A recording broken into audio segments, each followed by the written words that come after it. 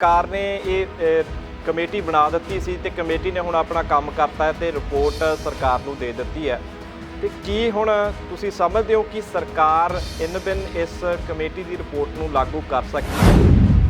ਇਸ ਕਮੇਟੀ ਨੇ ਸਰਕਾਰ ਦੇ ਖਰਚੇ ਘਟਾਉਣ ਦੇ ਬਾਰੇ ਕੋਈ ਜ਼ਿਕਰ ਨਹੀਂ ਕੀਤਾ।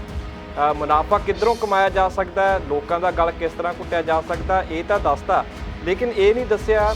ਇਹ ਤਾਂ ਇਸ ਪਹਿਲੂ 'ਤੇ ਤਾਂ ਇਸ ਗਈ ਨਹੀਂ ਕਮੇਟੀ ਲੱਗਦਾ ਕਿ ਸਰਕਾਰ ਦੇ ਜਿਹੜੇ ਆਪਣੇ ਖਰਚੇ ਨੇ ਉਹਨਾਂ ਨੂੰ ਕਿਵੇਂ ਘੱਟ ਕੀਤਾ ਜਾ ਸਕਦਾ। ਮੰਤਰੀਆਂ ਦੇ ਖਰਚੇ ਜਿਵੇਂ ਤੁਸੀਂ ਦੱਸ ਕੇ ਹਟੇ ਹੋ ਕਿ ਵਿਧਾਇਕਾਂ ਦੇ ਖਰਚੇ ਨੇ, ਇਸ ਪਾਸੇ ਤਾਂ ਫਿਰ ਗਈ ਨਹੀਂ।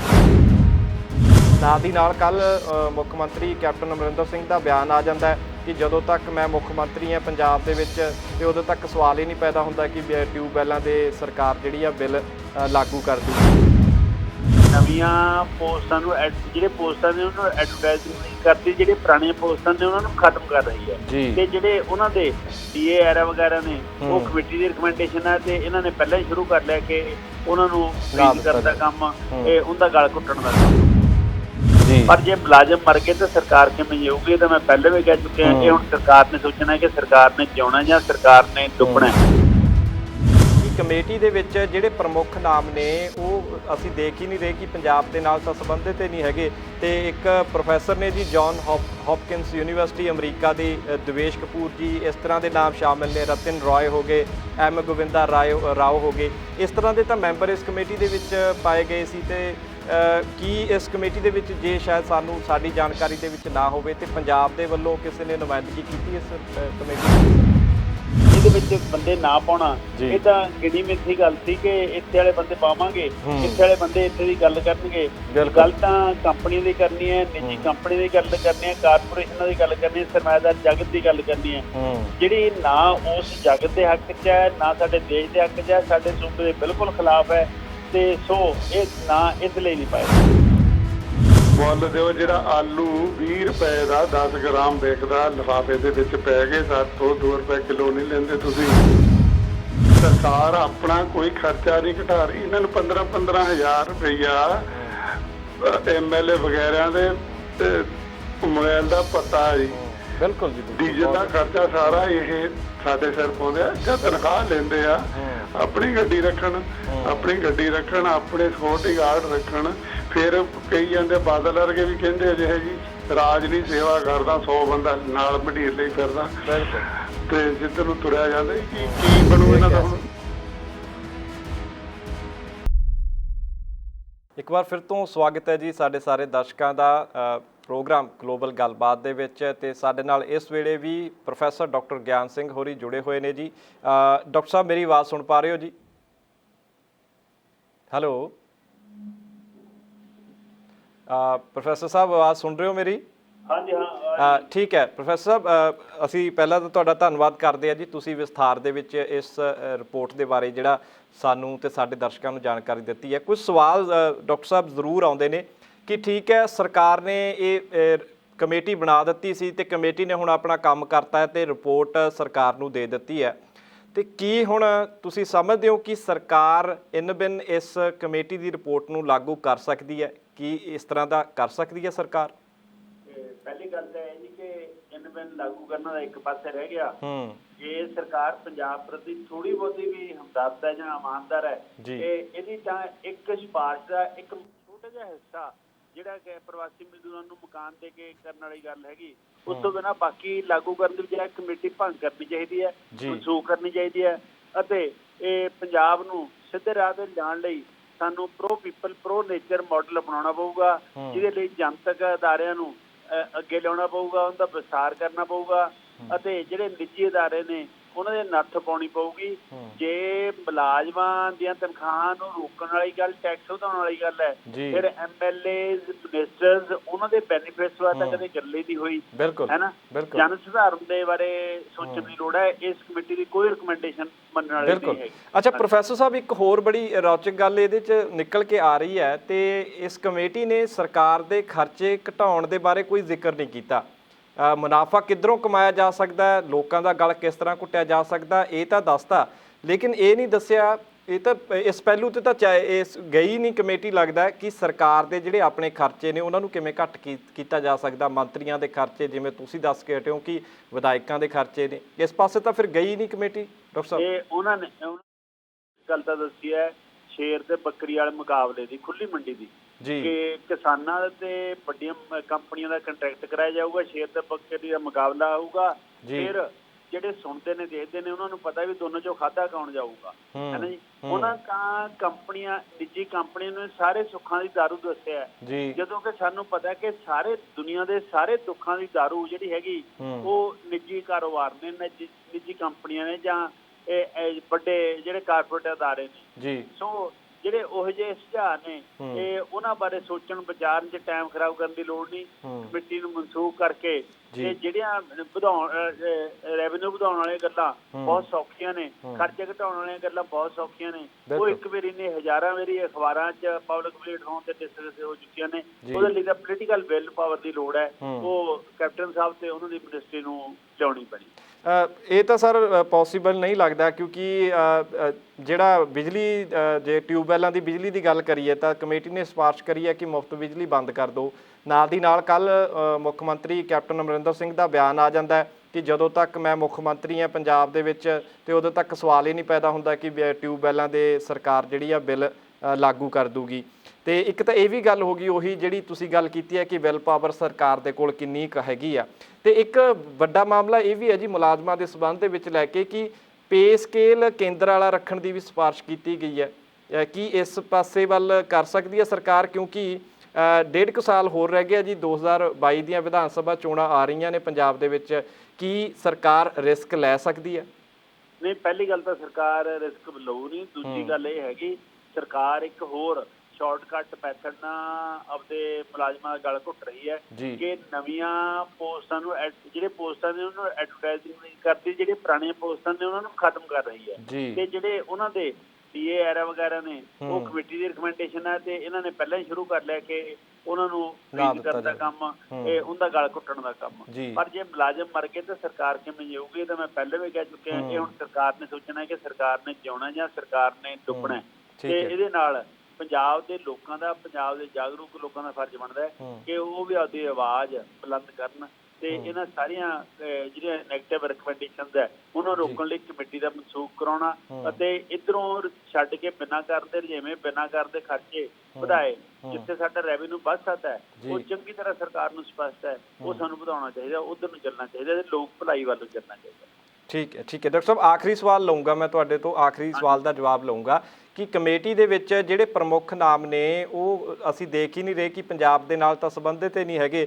ਤੇ ਇੱਕ ਪ੍ਰੋਫੈਸਰ ਨੇ ਜੀ ਜੌਨ ਹੌਪਕਿੰਸ ਯੂਨੀਵਰਸਿਟੀ ਅਮਰੀਕਾ ਦੀ, ਦੇਵੇਸ਼ ਕਪੂਰ ਜੀ, ਇਸ ਤਰ੍ਹਾਂ ਦੇ ਨਾਮ ਸ਼ਾਮਿਲ ਨੇ, ਰਤਨ ਰਾਏ ਹੋ ਗਏ, M ਗੋਵਿੰਦਾ ਰਾਓ ਹੋ ਗਏ, ਇਸ ਤਰ੍ਹਾਂ ਦੇ ਤਾਂ ਮੈਂਬਰ ਇਸ ਕਮੇਟੀ ਦੇ ਵਿੱਚ ਪਾਏ ਗਏ ਸੀ। ਤੇ ਕੀ ਇਸ ਕਮੇਟੀ ਦੇ ਵਿੱਚ ਜੇ ਸ਼ਾਇਦ ਸਾਡੀ ਜਾਣਕਾਰੀ ਦੇ ਵਿੱਚ ਨਾ ਹੋਵੇ ਤੇ ਪੰਜਾਬ ਦੇ ਵੱਲੋਂ ਕਿਸੇ ਨੇ ਨੁਮਾਇੰਦਗੀ ਕੀਤੀ ਇਸ ਕਮੇਟੀ ਦੇ ਵਿੱਚ ਸਰ? 20 ਮੈਂਬਰੀ ਕਮੇਟੀ ਜਿਹੜੀ ਇਹ ਕਮੇਟੀ ਹੈ ਇਹ ਮਨਟੇਕ ਸਿੰਘ ਆਲੂਵਾਲੇ ਦੀ ਕਮੇਟੀ ਹੈ ਤੇ ਇਹਦੀ ਰਹਿਨੁਮਾਈ ਲਈ ਡਾਕਟਰ ਮਨਮੋਹਨ ਸਿੰਘ ਉਹਨਾਂ ਦੀ ਵੀ ਹਾਮੀ ਭਰੀ ਦੱਸੀ ਗਈ ਹੈ। ਤੇ ਇਹ ਜੋ ਪੰਜਾਬ ਦੇ ਜੜ੍ਹਾਂ ਨਾਲ ਜੁੜੇ ਹੋਏ ਬੰਦੇ, ਗ੍ਰਾਸ ਰੂਟਸ ਲੈਵਲ ਦੇ ਨਾਲ ਜੁੜੇ ਹੋਏ ਬੰਦਿਆਂ ਨੂੰ ਲੈਣ ਦੀ ਲੋੜ ਨਹੀਂ ਸਮਝੀ ਗਈ, ਕਿਉਂਕਿ ਕਮੇਟੀ ਦੀਆਂ ਰਿਕਮੈਂਡੇਸ਼ਨ ਪਹਿਲਾਂ ਹੀ ਕਲੀਅਰ ਸੀ।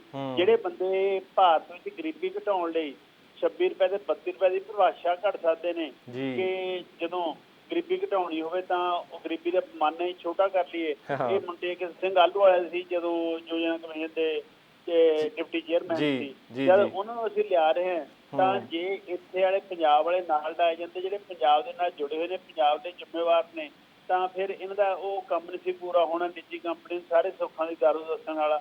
ਸੋ ਜਿਹੜੀਆਂ ਇਹਦੇ ਵਿੱਚ ਬੰਦੇ ਨਾ ਪਾਉਣਾ ਇਹ ਤਾਂ ਗਿਣੀ ਮਿੱਥੀ ਗੱਲ ਸੀ ਕਿ ਇੱਥੇ ਵਾਲੇ ਬੰਦੇ ਪਾਵਾਂਗੇ, ਇੱਥੇ ਵਾਲੇ ਬੰਦੇ ਇੱਥੇ ਦੀ ਗੱਲ ਕਰਨਗੇ। ਗੱਲ ਤਾਂ ਕੰਪਨੀਆਂ ਦੀ ਕਰਨੀ ਹੈ, ਨਿੱਜੀ ਕੰਪਨੀ ਦੀ ਗੱਲ ਕਰਨੀ ਹੈ, ਕਾਰਪੋਰੇਸ਼ਨਾਂ ਦੀ ਗੱਲ ਕਰਨੀ ਹੈ, ਸਰਮਾਏਦਾਰ ਜਗਤ ਦੀ ਗੱਲ ਕਰਨੀ ਹੈ, ਜਿਹੜੀ ਨਾ ਉਸ ਜਗਤ ਦੇ ਹੱਕ 'ਚ ਹੈ, ਨਾ ਸਾਡੇ ਦੇਸ਼ ਦੇ ਹੱਕ 'ਚ ਹੈ, ਸਾਡੇ ਸੂਬੇ ਦੇ ਬਿਲਕੁਲ ਖਿਲਾਫ ਹੈ। ਤੇ ਸੋ ਇਹ ਨਾ ਇਸ ਲਈ ਨਹੀਂ ਪਾਏਗਾ ਜੀ। ਬਹੁਤ ਬਹੁਤ ਸ਼ੁਕਰੀਆ ਡਾਕਟਰ ਗਿਆਨ ਸਿੰਘ ਜੀ, ਸਾਡੇ ਨਾਲ ਜੁੜਨ ਦੇ ਲਈ। ਤੁਸੀਂ ਬਹੁਤ ਮਹੱਤਵਪੂਰਨ ਜਾਣਕਾਰੀ ਸਾਡੇ ਨਾਲ ਸਾਂਝੀ ਕੀਤੀ ਹੈ ਜੀ।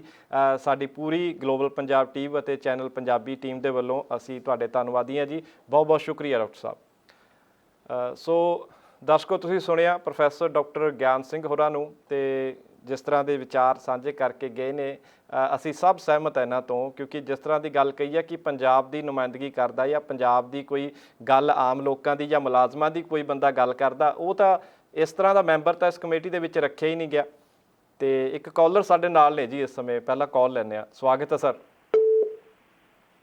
ਹੈਲੋ ਜੀ, ਸਤਿ ਸ਼੍ਰੀ ਅਕਾਲ ਬਰਿੰਦਰ ਸਿੰਘ ਜੀ। ਸਤਿ ਸ਼੍ਰੀ ਅਕਾਲ ਜੀ ਅਵਤਾਰ ਸਿੰਘ ਸ਼ੇਰਗਿੱਲ ਸਾਹਿਬ। ਕੀ ਹਾਲ ਹੈ ਮਾਰਾ? ਠੀਕ ਹੈ ਸਰ, ਤੁਸੀਂ ਦੱਸੋ ਜੀ ਕੀ ਕਹਿਣਾ ਚਾਹੁੰਦੇ ਹੋ? ਜੋ ਵੀ ਪ੍ਰਭਾਵ ਜੀ। ਅੱਛਾ, ਮਤਲਬ ਗੱਲ ਏਦਾਂ ਜੀ ਵੀ ਇਹਨਾਂ ਨੂੰ ਜਿਹੜੇ 32 ਰੁਪਏ ਜਾਂ 27 ਰੁਪਏ ਕਹਿ ਕੇ ਕਹਿੰਦੇ ਆ ਵੀ ਉਹ ਬੰਦਾ ਜਿਹੜਾ ਸਰਮਾਏਦਾਰ ਆ ਉਹ ਗਰੀਬੀ ਰੇਖਾ ਦੇ ਵਿੱਚ ਨਹੀਂ ਆਉਂਦਾ। ਇਹ ਮਨਟੇਕ ਤੋਂ ਆਲੂ ਵਾਲੀਆਂ ਨੂੰ ਸਾਡੇ ਘਰ ਦੇ ਵਿੱਚ ਇੱਕ ਪਿੰਡ ਵਾਲੇ 'ਚ ਇੱਕ ਦਿਨ ਇੱਕ ਰਾਤ ਘਟਾ ਦਿੰਦੇ ਆ, ਫਿਰ ਇਹਨੂੰ ਪਤਾ ਲੱਗ ਜੂ ਵੀ ਕਿੱਦਾਂ ਹੁੰਦੀ ਆ ਬਿਲਕੁਲ ਗਰੀਬੀ ਕੀ ਹੁੰਦੀ ਆ। ਬਿਲਕੁਲ ਜੀ। ਇਸੀ ਵਿੱਚ ਬਹਿ ਕੇ ਇਹਨਾਂ ਨੂੰ ਕੀ ਪਤਾ ਵੀ ਕੀ ਹੁੰਦਾ ਹੈ। ਬਾਕੀ ਜਿਹੜੀ ਕੰਟੈਕਟ ਖੇਤੀ ਅਸੀਂ ਕਰਦੇ ਰਹੇ ਹਾਂ, ਔਰ ਜਦੋਂ ਆਲੂ ਲਾਉਂਦੇ ਸੀਗੇ, ਜਦੋਂ ਆਲੂ ਤੇਜ਼ ਹੁੰਦੇ ਸੀ ਤਾਂ ਬਕਾਇਦਾ ਫੋਰਸ ਬਿਠਾਲੀ ਜਾਂਦੀ ਸੀ, ਇੱਧਰੋਂ ਵੀ ਗੱਡੀ ਆ ਗਈ, ਇੱਧਰੋਂ ਵੀ ਗੱਡੀ ਆ ਗਈ, ਇੱਧਰੋਂ ਵੀ ਗੱਡੀ ਆ ਗਈ, ਤੇ ਛਾਂਟੀ ਹੋਣੀ ਤਾਂ ਬੰਦਾ ਕੋਲ ਖੜਾ ਹੋਣਾ। ਜਦੋਂ ਮੰਦਾ ਆਉਣਾ ਤੇ ਬਾਤ ਨਹੀਂ ਪੁੱਛਦੇ ਸੀਗੇ। ਬਿਲਕੁਲ ਠੀਕ ਆ, ਕਿਉਂਕਿ ਖੇਤੀ ਜਿਹੜੀ ਆ ਇਹ ਕਰਮਾ ਖੇਤੀ ਆ।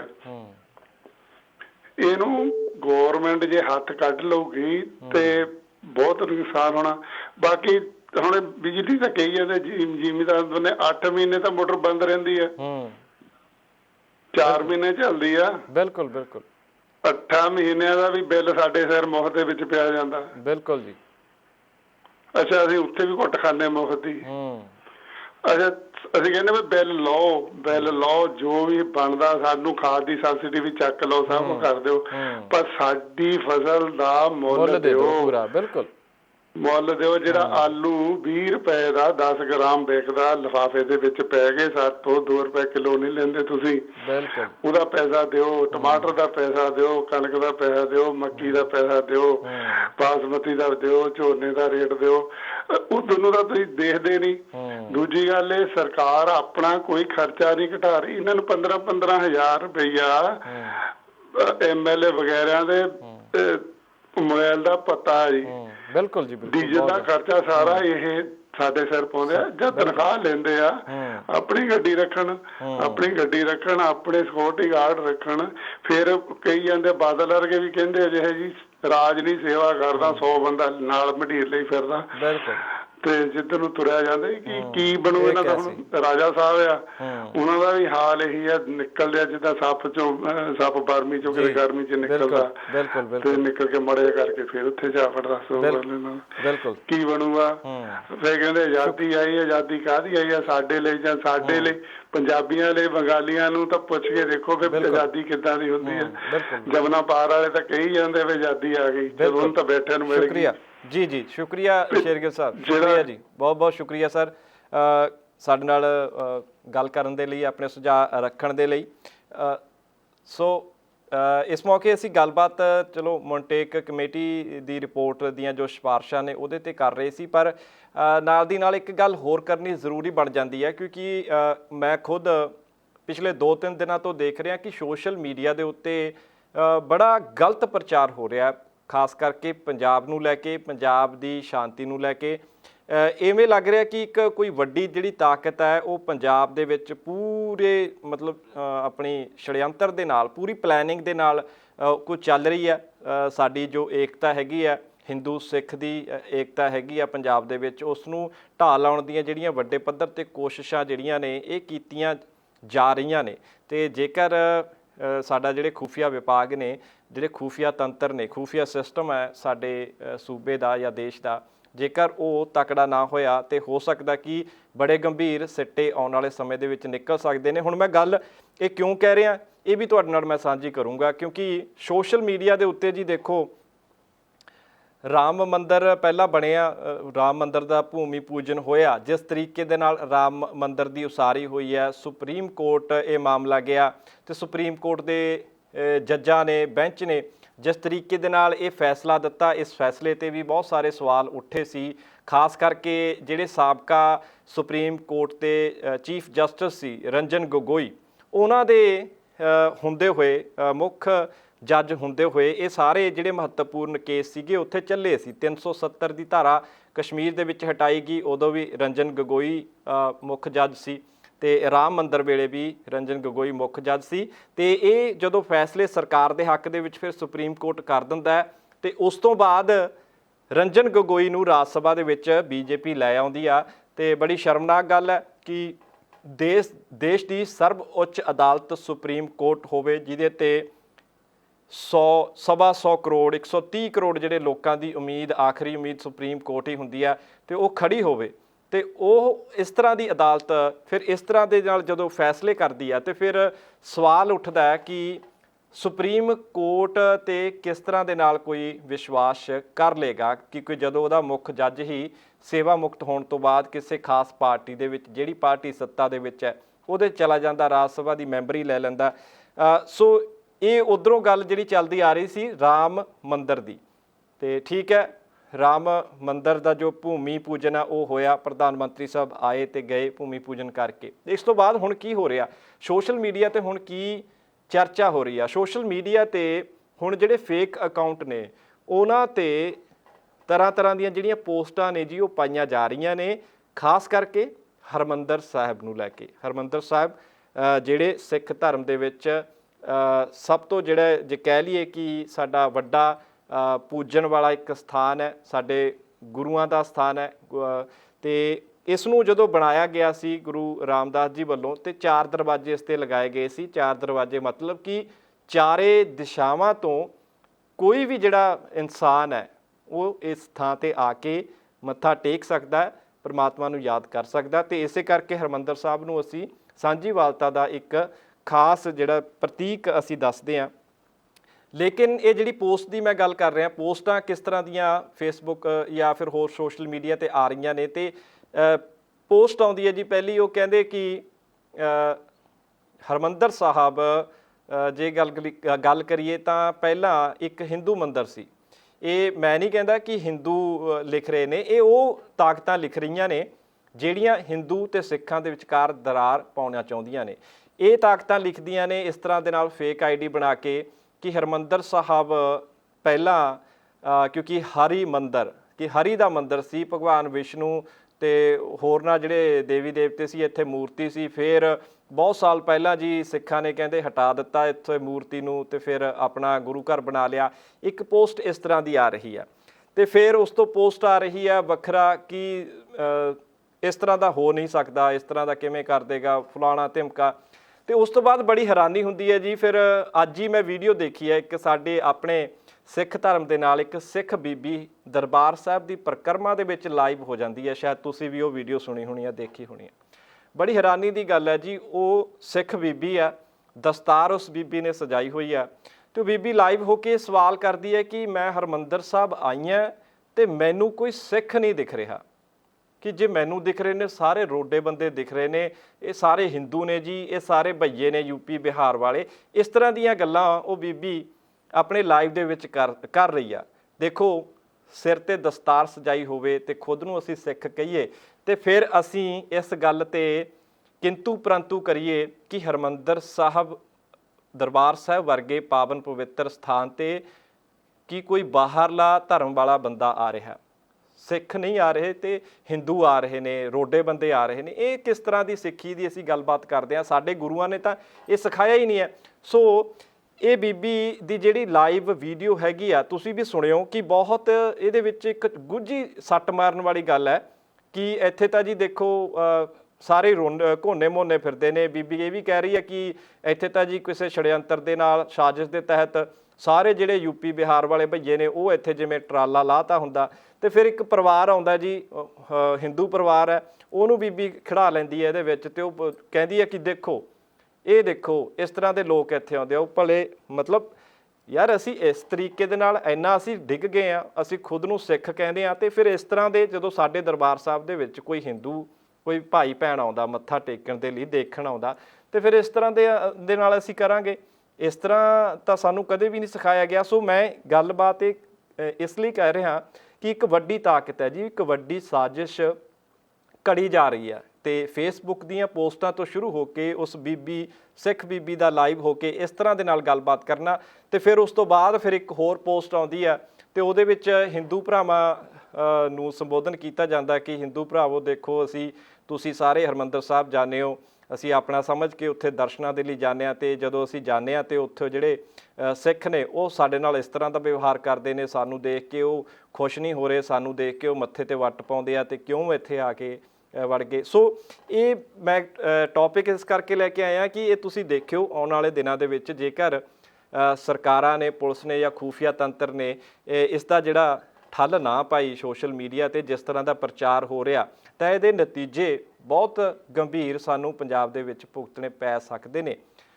ਹਿੰਦੂ ਅਤੇ ਸਿੱਖ ਜਾਂ ਫਿਰ ਮੁਸਲਮਾਨ ਜਾਂ ਕੋਈ ਵੀ ਧਰਮ ਹੈਗਾ ਆ, ਈਸਾਈ ਹੈ, ਬੁੱਧ ਹੈ, ਜੈਨੀ ਨੇ, ਅਸੀਂ ਸਾਰੇ ਮਿਲ ਕੇ ਜਿੰਨੀ ਵੀ ਗਿਣਤੀ ਦੇ ਵਿੱਚ ਆ ਅਸੀਂ ਪੰਜਾਬ ਦੇ ਵਿੱਚ ਰਹਿੰਦੇ ਹਾਂ।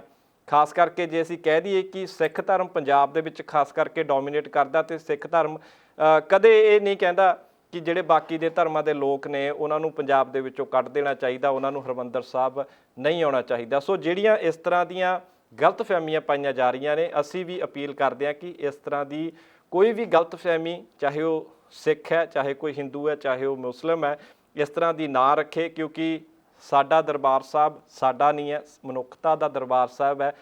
ਦੁਨੀਆ ਭਰ ਤੋਂ ਕੋਈ ਵੀ ਲੋਕ ਕਿਸੇ ਵੀ ਧਰਮ ਦੇ ਨਾਲ ਸੰਬੰਧਿਤ ਕਦੇ ਵੀ ਆ ਸਕਦਾ। ਇਸੇ ਕਰਕੇ ਸਾਡੇ ਗੁਰੂਆਂ ਨੇ ਦਰਬਾਰ ਸਾਹਿਬ ਦੇ 4 ਦਰਵਾਜ਼ੇ ਰੱਖੇ ਸੀ, ਤੇ ਕਿਸੇ ਵੀ ਦਿਸ਼ਾਵਾਂ ਤੇ ਕੋਈ ਵੀ ਤੁਸੀਂ ਆ ਕੇ ਸਕੂਨ ਦੇ ਨਾਲ, ਪ੍ਰੇਮ ਪਿਆਰ ਦੇ ਨਾਲ, ਭਗਤੀ ਦੇ ਨਾਲ ਦਰਬਾਰ ਸਾਹਿਬ ਆ ਕੇ ਮੱਥਾ ਜੀ ਟੇਕ ਸਕਦੇ ਹੋ।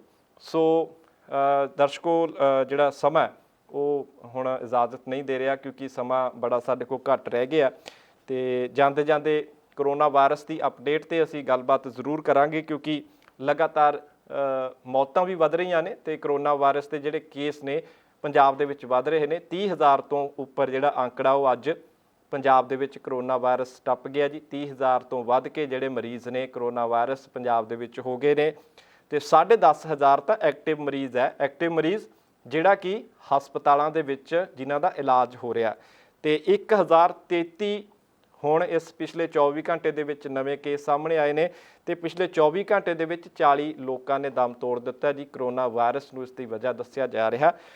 ਸੋ ਪਟਿਆਲਾ ਦੇ ਵਿੱਚ ਅੱਜ ਸਭ ਤੋਂ ਵੱਧ ਕੇਸ ਆਏ ਨੇ ਜੀ। ਪਟਿਆਲਾ ਦੇ ਵਿੱਚ 202 ਕਰੋਨਾ ਵਾਇਰਸ ਦੇ ਕੇਸ ਆਏ ਨੇ।